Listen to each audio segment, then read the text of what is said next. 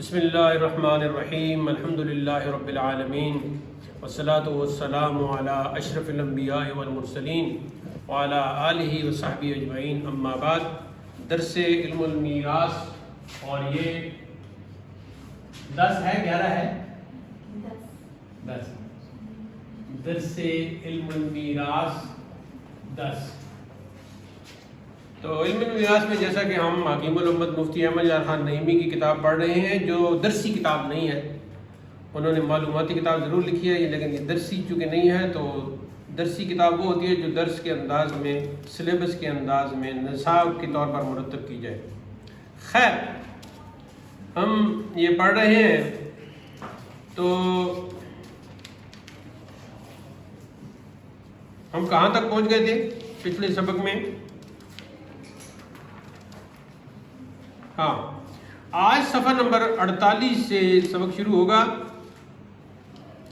اور انشاءاللہ کتاب آج اختتام پذیر ہو جائے گی، اور اس کے بعد ہم اس کتاب کے حوالے سے جو کچھ بھی ہم نے کرنا ہوا وہ کریں گے، اور پھر آگے بڑھیں گے سراجی کی طرف، یا اس دوران میں آپ کو میری جو کتاب علم المیراث ہے اس کی مشقیں وغیرہ میں چاہتا ہوں کروا دوں۔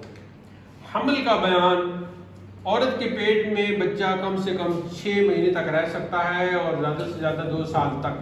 تو اگر کسی عورت کے اس خاوند کے مرنے سے 2 برس بعد بچہ پیدا ہوا ہو تو اس میت یعنی خاوند کی یہ میراث نہ پائے گا، کیونکہ یہ بچہ میت کا نہیں۔ بعد میں چونکہ وہ ہوتے رہتے ہیں سلسلے، تو اگر میت کے مرنے کے بعد 2 برس یا 2 برس سے کم مدت میں پیدا ہوا تو بیوی نے اس سے پہلے حمل کا انکار نہ کیا تھا، تو اس بچہ کو اس میت کے مال سے حصہ ملے گا۔ یہ جھگڑے آج کل بہت زیادہ ہوتے ہیں، اور خاص کر جہاں کروڑوں کی پراپرٹی ہو تو وہاں اس قسم کے ہمارے پاس فتوے بھی آتے ہیں، اور کچہری میں بھی کیس چلتے رہتے ہیں۔ تو اللہ تعالیٰ ہمیں ہدایت دے۔ اگر میت کے سوا دوسرے وارث کا ہے، جیسے میت کی ماں حاملہ ہے، تو اس صورت میں یہ حمل اگر کم سے کم یعنی میت کے مرنے کے بعد 6 ماہ یا کم میں پیدا ہوا تو اس میت کے مال کا وارث ہوگا۔ اگر اس سے زیادہ مدت میں پیدا ہوا تو پھر نہیں، اور اگر یہ بچہ زندہ پیدا ہو کر مر جائے تو دوسرے لوگ اس بچہ کے وارث ہوں گے، یعنی جو قریب کے ہیں۔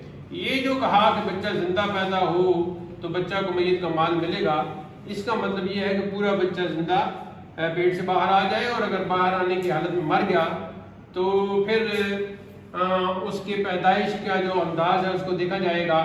اگر زیادہ اس کا وجود باہر ہے، یعنی اس کو میت کے مال کا وارث کر کے مال اس بچے کے وارثوں کو دے دیا جائے گا۔ یعنی ایک صورت یہ ہے کہ بچے کو وارث قرار دیا جائے گا۔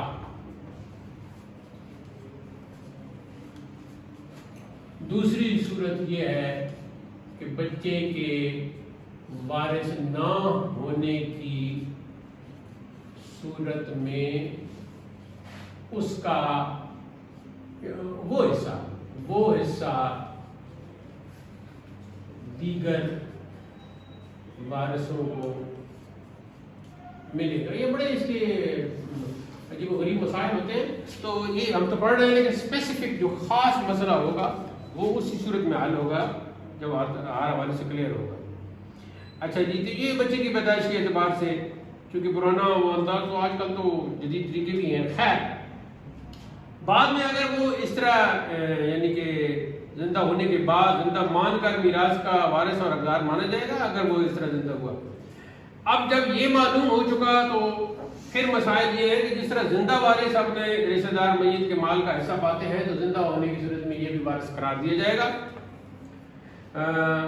اور مرتے وقت اپنی ماں کے پیٹ میں ہو تو وہ بھی وارث ہوگا، مگر اسی شرط سے کہ زندہ پیدا ہو۔ پہلی اس کی یہ ہے، جیسے ایک شخص کا انتقال ہوا تو اس کے کچھ لڑکے موجود ہیں اور اس کی بیوی حاملہ ہے، تو جیسے یہ موجود لڑکے اس کے وارث ہیں، اسی طرح یہ حمل کا بچہ بھی اس کا وارث ہے۔ اسی طرح اگر کسی کا انتقال ہوا اور اس کے پیچھے کچھ بھائی زندہ موجود ہیں تو اس کے مرتے وقت اس کی ماں حاملہ ہے، تو اگر اس کے زندہ بھائی حصہ پائیں گے تو ضرور یہ حمل کا بچہ بھی حصے کا حقدار ٹھہرے گا۔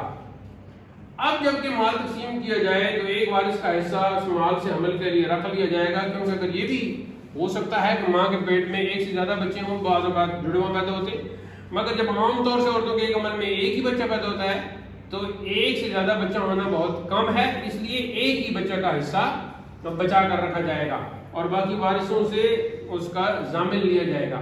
اگر ایک سے زیادہ بچے پیدا ہوں تو تم کو اپنے حصوں میں سے اس کے حصے کے برابر واپس کرنا پڑے گا۔ اب یہ حساب لگایا جائے کہ اگر حمل لڑکی ہو تو زیادہ حصہ پائے گی یا لڑکا ہوگا تو زیادہ حصہ پائے گا، تو جس صورت میں حمل کو زیادہ حصہ ملے گا اسی کا اعتبار کر کے اس حمل کے لیے حصہ رکھا جائے گا، یعنی بچے کا مذکر کا اعتبار کیا جائے گا۔ تو حمل میں یہ تیسرا نقطہ یہ ہے کہ حمل میں بچے کا مذکر ہونے کا اعتبار کیا جائے گا۔ کیوں؟ کیونکہ اس صورت میں اسے زیادہ مال ملے گا، کیونکہ اس صورت میں اسے زیادہ حصہ ملے گا۔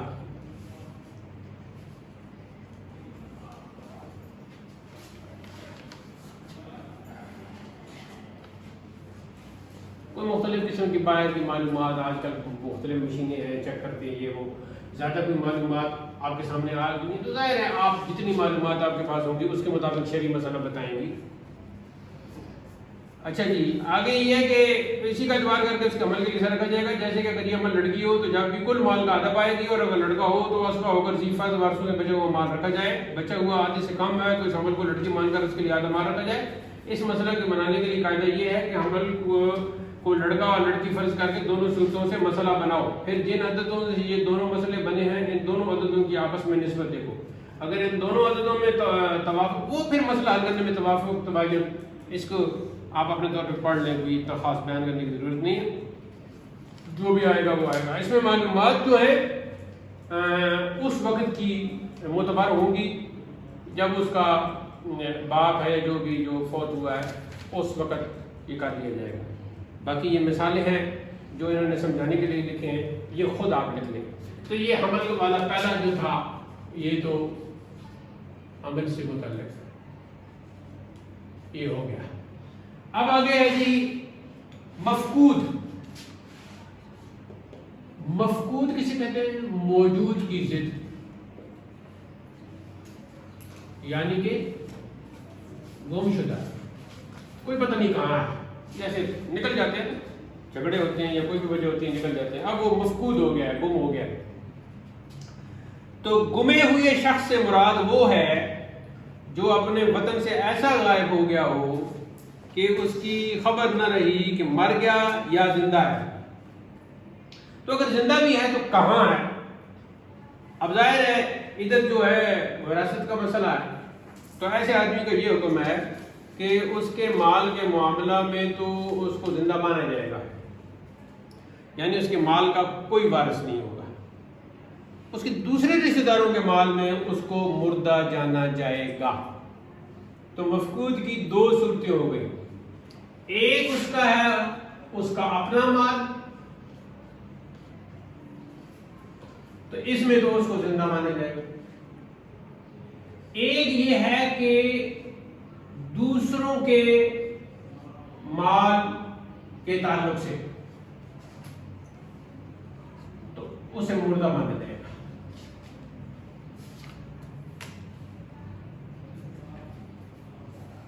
اب جب اس کا اپنا مال ہے تو اسے زندہ مانا جائے گا، تو ظاہر ہے اس کا تو کوئی وارث مان ہی نہیں سکتا نا ابھی جب تک کہ وہ کلیئر نہیں ہو جاتا۔ لیکن دوسروں کا مال ہے تو اسے مردہ تصور کیا جائے گا، یعنی کسی کے مال کا پھر وہ ظاہر ہے جب مردہ تصور کیا جائے گا تو وہ کسی کے دوسروں کے مال کا وارث بن ہی نہیں سکتا، اس کا کوئی وارث نہیں بن سکتا، ہم اس کو زندہ تصور کریں گے، کیا پتہ سامنے آ جائے کسی وقت۔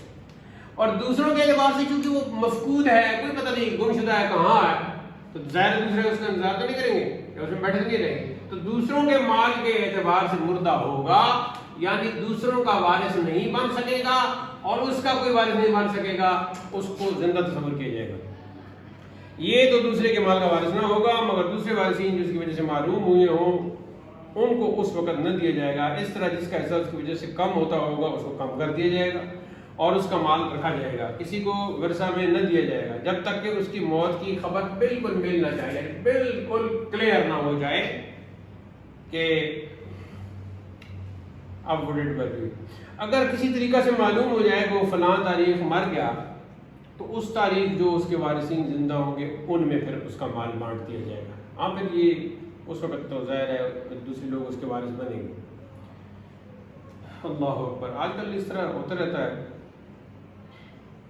اور اگر اس کی موت کی خبر نہ ملے تو جب اس کی زندگی کی مدت ختم ہو جائے تب اس کی موت کا حکم دیا جائے گا.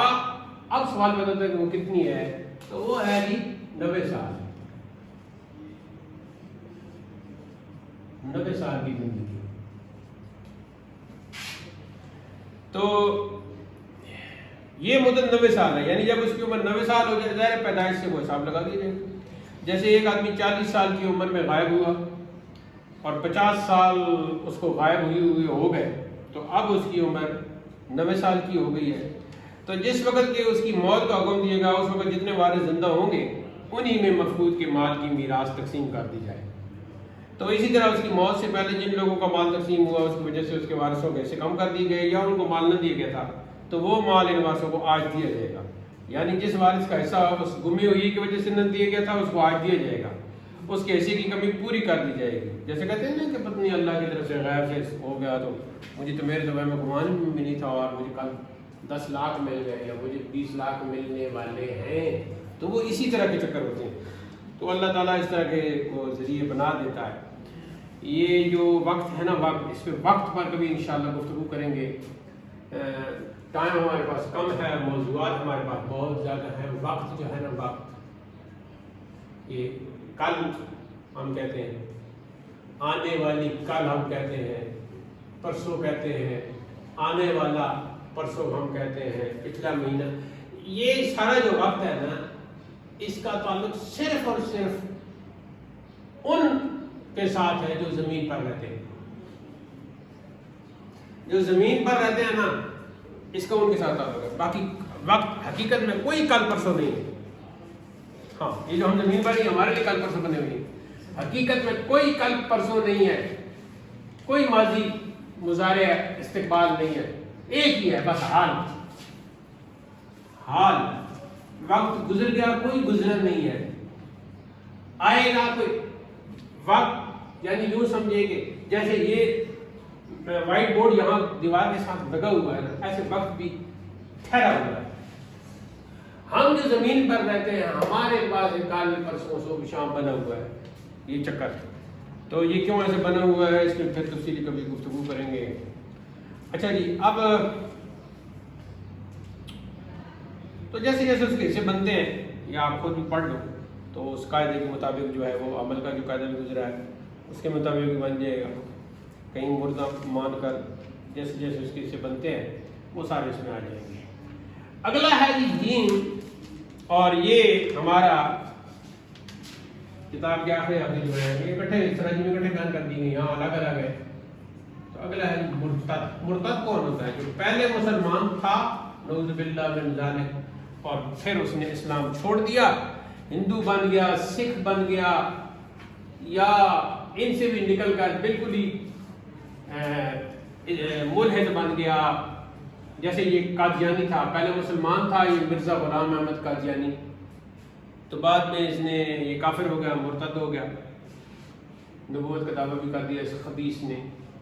بڑے بڑے مناظرے ہوئے ہیں. ایک قادیانی تھا اس نے مجھے کہا کہ میں 10 منٹ میں بھگا دیتا ہوں غیر احمدی کو. ہمارا مناظرہ شروع ہوا, یہ پچھلے سال کی بات ہے, 2024 کی شروع کی بات, 2023 کے اینڈ اور 2024 میں نے قادیانی کے ساتھ بہت سے مناظرے کیے ہیں. تو آپ مجھے مناظر اسلام کی کہہ سکتی ہیں کیونکہ یہاں مسجد میں جمعہ کے دن میں نے تقریر کر کے اپنے آپ کو مناظر اسلام نہیں کروا رہا بلکہ انٹرنیشنل سطح پر. تو وہ یو کے میں تھا, لندن میں بیٹھا ہوا تھا. تو 10 منٹ کا جناب مناظر شروع ہوا آن لائن, تو 3 منٹ میں بھاگ گیا. بعد میں اس نے نیٹ گئی اور وہ کئی مناظر ہوئی ہیں میرے, 100 سے زیادہ مناظر ہوئی ہیں الحمدللہ. تو اس نے یہ پہلے مسلمان تھا, شروع میں یہ بھی آپ کی طرح صرف ہونا اور یہ چیزیں پڑھتا رہا لیکن اس کے پلے کام نہیں پڑی, بھاگ گیا. پھر وکالت کا امتحان دینے کی کوشش کی تو اس میں بھی فیل ہوا, تو وکیل بھی نہ بن سکا. تو کچھ نہ کچھ شروع کی فارسی, شروع کی عربی, کچھ نہ کچھ پڑھ لی تھی. تو وہ تو ماحول بھی اس وقت کا ذرا ایسا تھا، تو عربی فارسی شروع کی بنیادی تو اس کو آ گئی تھی، لیکن آگے یہ پیسے کے چکر میں پڑ گیا. تو پھر پیسے کے چکر ایسا ہے کہ جہاں انسان کو 5 روپے مل رہے ہیں اور انسان وہاں کہتا ہے کہ کوئی ایسا ہو کہ مجھے 6 روپے ملے، تو کچھ آگے بندہ بڑھتا کہتا ہے کل سے آپ کو 6 روپے ملیں گے، کیوں پریشان ہے. تو پھر یہ مسئلہ جب حل ہو جاتا ہے تو پھر بندہ کہتا ہے کہ اب کوئی ایسا ہو کہ میرے 7 بنے، 8 بنے، 9 بنے، 10 بنے. تو اس خبیث کو بھی پیسوں کے اس نے کوئی چکر نے مارا، تو پھر اس نے آگے جا کے یہ کہنا شروع کر دیا کہ میں عیسائیوں کے خلاف جو ہے وہ کام کر رہا ہوں، تو مجھے پیسے چاہیے. اور اس طرح اشتہار یہ لکھتا تھا کہ فلاں عیسائی کے ساتھ میں نے اسلام کے حق میں مناظرہ کرنا ہے، تو یہ ہے وہ ہے. تو لوگ پھر اس کو پیسے دینا شروع ہو گئے. تو پیسوں کے چکر میں یہ نبوت تک پہنچ گیا، نعوذ باللہ من ذالک. تو یہ ہے مرتد. ایک ہے عام کافر جس نے اسلام کو مانا ہی نہیں، وہ ہے کافر، لیکن جو پہلے اسلام لایا تھا اور پھر چلا گیا تو وہ ہے مرتد. تو جو شخص مسلمان ہونے کے بعد کافر ہو جائے اس کو مرتد کہتے ہیں. اگر مرتد اپنے کفر پر ہی مر جائے یا قتل کر دیا جائے تو مال جو اس نے اپنے مسلمان ہونے کے زمانے میں کمایا تھا اس میں سے اس کا وہ قرض جو مسلمان ہونے کے زمانہ کا ہوا ادا کیا جائے گا. اس سے جو مال بچے وہ ان وارثوں میں بانٹ دیا جائے گا جو اس کے مرتے وقت یا قاتل ہوتے وقت موجود ہیں. اور جو مال مرتد ہونے کے بعد کمایا ہے اس سے مرتد ہونے کے بعد جو اس پر قرضہ ہو گیا ہو وہ ادا کیا جائے، اور جو باقی بچ جائے وہ بیت المال میں رکھ دیا جائے. بیت المال کا حکومت کا ہوتا ہے خزانہ، تاکہ مسلمانوں کی ضرورت میں کام آئے. اور اگر عورت مرتد ہو گئی تو اس کے تمام مال سے اس کے وارث ورثہ پائیں گے، چاہے وہ اسلام کے زمانے میں مال کمایا ہو یا کافر ہونے کے بعد. جو شخص مرتد ہو گیا تو وہ اپنے کسی رشتہ دار سے مال میں ورثہ نہیں پا سکتا، چاہے وہ رشتہ دار مسلمان ہو یا وہ بھی مرتد ہو گیا تو وہ تو وارث بن ہی نہیں سکتا. اسی طرح مرتدہ عورت کسی کے مال سے ورثہ نہ پائے گی. ہاں اگر معاذ اللہ کسی شہر کے تمام لوگ ہی مرتد ہو گئے تو ان میں ایک دوسرے کے مال کے ورثہ پائیں گے، کیونکہ ایک جیسے ہو گئے، سب ایک جیسے کافر ہو گئے. یہاں حاشیے میں لکھا ہوا ہے کہ کافر یا تو اس طرح ہو جائے کہ مذہب اسلام کو چھوڑ کر کسی دوسرے مذہب سے جا ملے، تو یہ بھی ہے کہ ارتداد، تو اس کو بھی کہیں گے مرتد، جیسے عیسائی یا یہودی یا ہندو ہو جائے. یا اس طرح کہ وہ اپنے آپ کو مسلمان ہی سمجھتا رہے اور دعویٰ اسلام کا ہی کرتا رہے مگر شریعت اس کو کافر کہتی ہو. جیسے اس زمانے کے صرف وہ لوگ جنہوں نے حضور اکرم صلی اللہ علیہ وسلم کی شان مبارک میں بری باتیں لکھی ہیں، پکی ہیں، جیسے یہ مولوی رشید تھا، مولوی قاسم تھا، مولوی اشرف تھا،